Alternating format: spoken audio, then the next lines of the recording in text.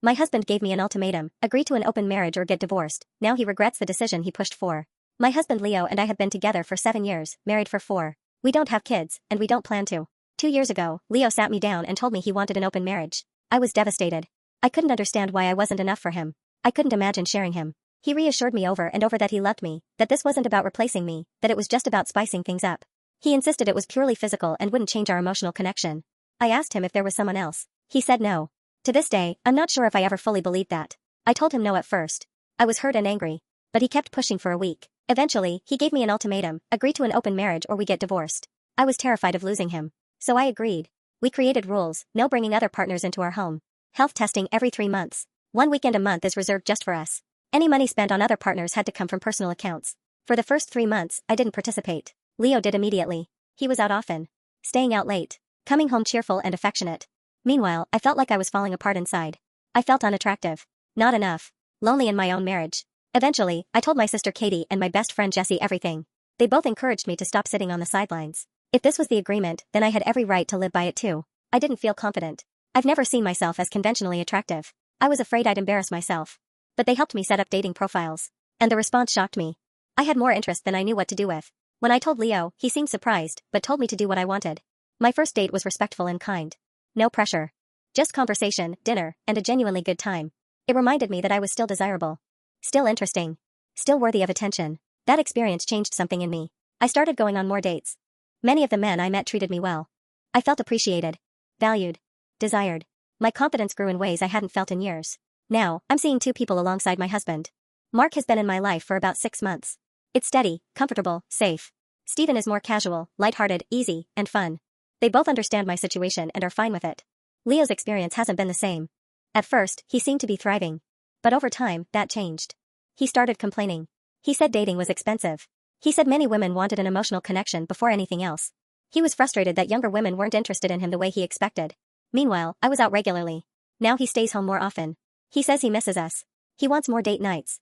More trips. More time together. He's been trying harder to plan things, initiate intimacy, and ask me to prioritize him. But sometimes I can't. Because I've already made plans. And here's the part that's hardest to admit, I don't think I'm in love with him anymore. I care about him. I don't hate him. I don't want to hurt him. But something changed the day he gave me that ultimatum. It's like the foundation cracked, and I never fully repaired it. Now that the arrangement isn't benefiting him the way he expected, he seems unhappy. And watching that shift has been eye-opening. My sister and friends have been encouraging me to consider divorce for over a year. I've resisted, because I don't want to hurt him. Because history is hard to let go of. Part of me wonders if, when he eventually asks to close the marriage, we'll finally have the conversation we should have had 2 years ago. But another part of me wonders, is it already over? I need to admit something. In my last update, I said I didn't love my husband anymore. And that wasn't entirely true. A part of me still loves him. I love the way he sings in the shower like he's performing at a sold-out concert. I love how he laughs so hard he snorts and then pretends he didn't. I love how he kisses my forehead when I've had a bad day. I love how he reaches for my hand when we're watching TV, like it's automatic. Leo has made some really selfish choices. But he isn't a monster. He isn't some villain twirling a mustache. And maybe the way I told the story before made him seem that way. But here's the truth, even if I still love him, I'm not in love with him anymore. And I don't think I have been for a long time. I care about him deeply. He mattered to me for years. But something shifted when he gave me that ultimatum 2 years ago, open the marriage or get divorced. Looking back, I think that's when something inside me quietly shut down. This past Saturday, we finally talked. I started it. I told him I had noticed he seemed uncomfortable whenever I went out with Mark or Stephen. I asked him directly if there was a problem. He said yes, but he didn't ask to close the marriage. He just asked me one question, do you still love me? And I said, not like I used to. He broke down crying. And when he cried, I cried. Because despite everything, he still hurts me. He told me he had known for a while that I wasn't in love anymore. He said he had been trying to win me back by planning dates, putting in more effort, focusing all his energy on us, hoping he could fix it. I told him the hardest truth I've ever said out loud. During those first 3 months of the open marriage when he was out constantly, and I stayed home feeling rejected, that's when my love changed. I think that's when it broke. I told him I still care about him. I do love him. Just not the way a wife should love her husband.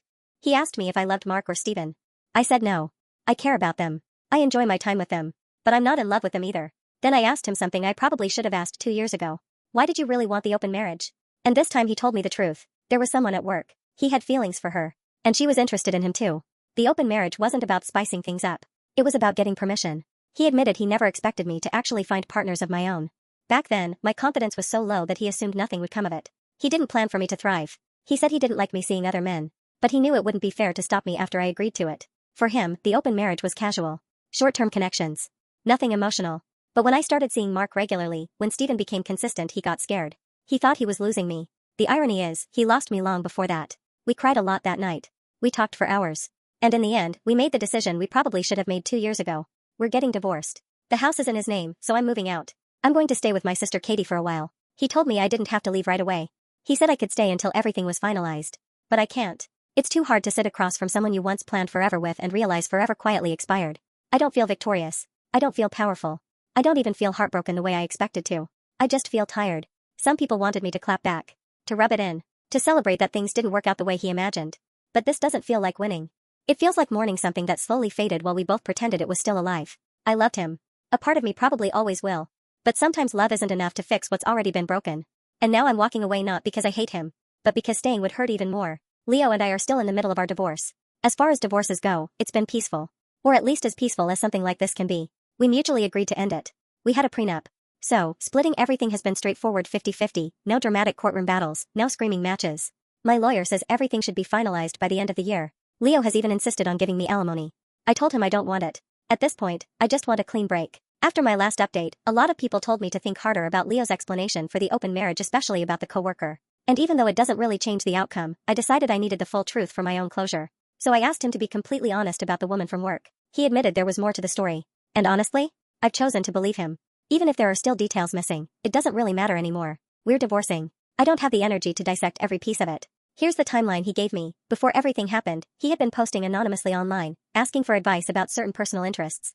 I knew about that part. Eventually, he started messaging back and forth with one particular user. Just conversations. Advice. Shared interests. At some point, he mentioned my name in one of those exchanges and he later showed me that conversation. Then one day at work, during his lunch break, a coworker approached him. I'll call her Mary. She asked if he used that platform. Asked about his username. It turns out she was the person he had been talking to. From there, they started talking more in real life. Then messaging on social media. He showed me those conversations too. Mostly memes. Inside jokes. Some light flirting. A few comments about shared interests. At one point, she said it was too bad he wasn't single. And that's when he decided to push for the open marriage. He told me he felt like she understood a side of him I couldn't. That she was interested in the same things. That she could fulfill needs he felt were missing in our relationship. And that part hurts. But here's the complicated truth. We were struggling in that area before the open marriage ever came up. I'm pretty traditional when it comes to intimacy. He discovered new interests after we were already married. I tried, I really did. But I wasn't comfortable. And he could tell I was forcing it. So eventually, he stopped bringing it up. Looking back, maybe we had compatibility issues we didn't want to admit. Maybe we would have faced problems eventually, even without the ultimatum. When we told our families about the divorce, everyone was shocked. They thought we were happy. In love. Solid. My mom blames me. I expected that, but it still hurts. No one knows about the open marriage. Leo and I agreed to keep that private. I think we're both ashamed in different ways. The hardest part is this, Leo wasn't just my husband. He was my best friend. We were together for 7 years, but we've known each other for almost 12. Since college. He was my first for almost everything. And now we're becoming strangers. That's a strange kind of grief. It's not explosive. It's quiet. I still mourn my marriage, even though my sister Katie and my best friend Jessie keep telling me this is for the best. They're supportive. They're protective. They're probably even relieved. But I don't feel relieved. I don't feel free. I don't feel shattered either. I just feel off. Like I misplaced a piece of myself and haven't figured out how to replace it yet. I'm still living with Katie for now. But I found a small 1-bedroom apartment near Jessie. I'll be moving soon. It feels scary, but also necessary. Mark offered to let me move in with him. I said no. He's been patient. Kind. Understanding. But I can tell he wants clarity. I think he wants us to be official. And I care about him. I really do. But I'm still untangling 12 years of history from my heart. It wouldn't be fair to promise him something when I don't even know who I am outside of my marriage yet. As for Steven, we ended things at the beginning of August. He got a job in another state and decided to take it. Even though ours was casual, I cried. He's a genuinely good person. Whoever ends up with him one day will be lucky. We still text occasionally. Mostly lighthearted things. Checking in. Wishing each other well. Some people have asked me whether I'll go back to monogamy after all of this.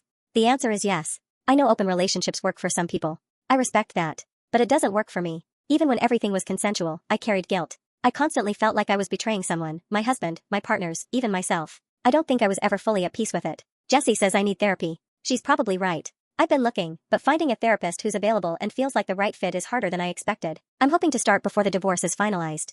I also need to decide what to do about Mark. Maybe we take a break. Maybe I'll tell him to move on. Maybe I can let myself breathe for once instead of jumping into the next chapter. For the first time in over a decade, I'm not someone's wife. I'm not someone's us. I'm just me, and I don't fully know who that is yet. But I guess that's what I have to figure out now. Earlier this week, my divorce from Leo was finalized.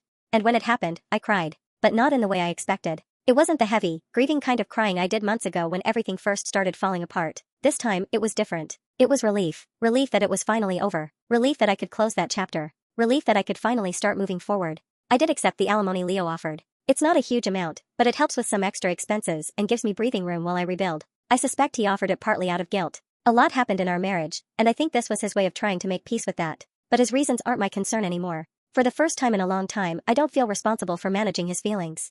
I started seeing a therapist. She's incredible. We've been unpacking a lot of childhood trauma that I didn't realize was influencing my marriage. For a long time, people assumed Leo damaged my self-esteem. But if I'm being honest, those cracks were already there long before him. A lot of that traces back to my relationship with my mom. Therapy has helped me understand that some people, even parents, can be deeply unhealthy influences in your life. And setting boundaries with them is not cruel. It's necessary. I'm learning to limit contact. I'm learning to protect my peace. It's not easy, but it's progress. Leo wanted us to stay friends. Part of me wanted that too, or at least I thought I did. But my therapist pointed out something important. Even though I've grown, he still affects me emotionally. Some of his messages were about giving us another chance. Promises to change. Promises to be the partner I deserved. But sometimes growth requires a clean break. So I asked him not to contact me for a few months while I sort myself out. And to his credit, he's mostly respected that. We still follow each other on social media. He might like a post occasionally, but there are no messages. No late night conversations. No emotional back and forth. And I've made a rule for myself, I don't check up on him. No spiraling into what if. No reopening wounds. Here's something that surprised me. I don't hate him. For a while, I thought I had to. Other people were angry on my behalf. They saw what happened and decided he was the villain in my story. But it's harder to hate someone you shared years of your life with. There were beautiful memories. Real laughter. Real love. And those things don't just disappear because the ending was painful. He hurt me. He can be selfish. He made choices that broke us. But he's also funny. Kind. Capable of warmth. And that complexity makes it harder to reduce someone to good or bad. I don't hate him. I've just accepted that loving him and staying with him are two very different things. I'm still seeing Mark. At one point, I tried to end things. My headspace has been complicated, and I thought he deserved someone less tangled. But he told me he loved me. He said he was willing to move at my pace, however slow that needed to be. I want to believe him. And cautiously, I do. We don't live together. And honestly, I like it that way right now. For the first time in years, I'm learning who I am on my own. Not me and Leo. Just me. I even got a dog. His name is Iro. I always wanted a dog, but Leo was allergic. So I never did. Now Iro follows me from room to room like I'm his entire world. And calmly, he reminds me that starting over doesn't have to mean starting alone. This chapter wasn't the one I planned, but it's mine. And for the first time in a long time, I feel okay. Last month, I learned something that shook me.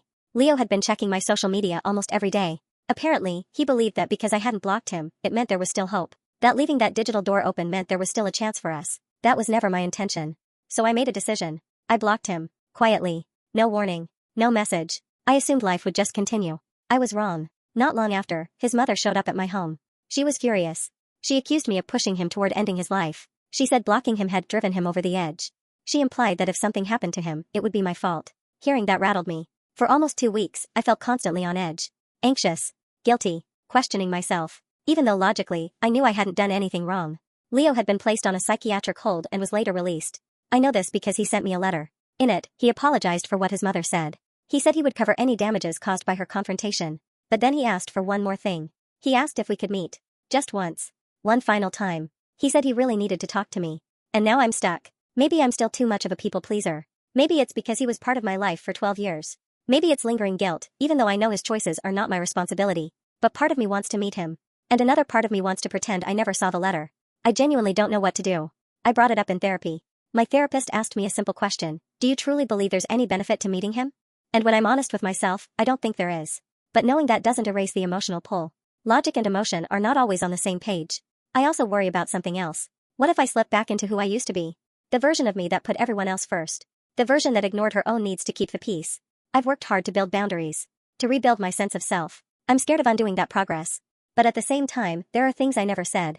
When we divorced, I was numb. In survival mode. There are thoughts and feelings I buried because I didn't have the energy to process them. Part of me wonders if speaking those words would feel freeing. Or if it would just reopen everything. So I go back and forth. Meet him. Don't meet him. Close the chapter. Reopen it one last time. My own indecision frustrates me. But maybe this isn't about him at all. Maybe it's about whether I trust myself enough to choose what protects my peace, even if it feels uncomfortable. Right now, I don't have the answer. And maybe that's okay. I spoke to my therapist about what I wanted and what I should do. I even brought up the concerns and warnings some of you shared with me. She didn't seem very impressed that I was getting worked up by the warnings of well-intended but uninformed strangers, which is how she phrased it. Genuinely though, I do thank you for all the advice you gave. But, ultimately, after speaking with my therapist, it just sort of dawned on me that I didn't necessarily want closure. I didn't even really want to see him. I just wanted to scream at him. I was and still am angry. And frustrated. And hurt. So I didn't meet him. If I did, I would probably just vent everything out in public and look like a crazy person. Instead, I wrote a letter, handwritten, 3 pages, front and back, no line skipped. I won't share the letter with you all, since there are a lot of super personal details I'm not comfortable sharing with strangers. To summarize, though I explained in depth how much he hurt me during our marriage, I cursed him out, called him a few names, and told him that this will be the last time he will ever hear from me. But I also told him that I hope he heals. A part of me still cares about him, or rather, the good memories I have of him. He was in my life for over a decade, and I loved him for a long time. Despite everything, I wish him well and want him to be a better and happier person. We just don't need to be part of each other's lives anymore. I dropped it off in his mailbox last Friday. I'm pretty sure he's read it. He Venmo'd me for the damages his mom caused and included a note that just said I'm sorry. Honestly, I think that's all the closure I need. I'm sure some of you are still going to tell me to be wary and that Leo is dangerous, but I really think I'll be okay. I obviously did get some extra security for the house just to be safe, but Leo has never been a violent man. Short-sighted and selfish, sure, but not violent. As for his mother, she also Venmo'd me with a note that was just a Bible verse about forgiveness. I'm not sure if she's asking me to forgive her or telling me that she forgives me, but it doesn't really matter. She's blocked too, and I don't think I'll be hearing from them anytime soon, which is exactly what I want.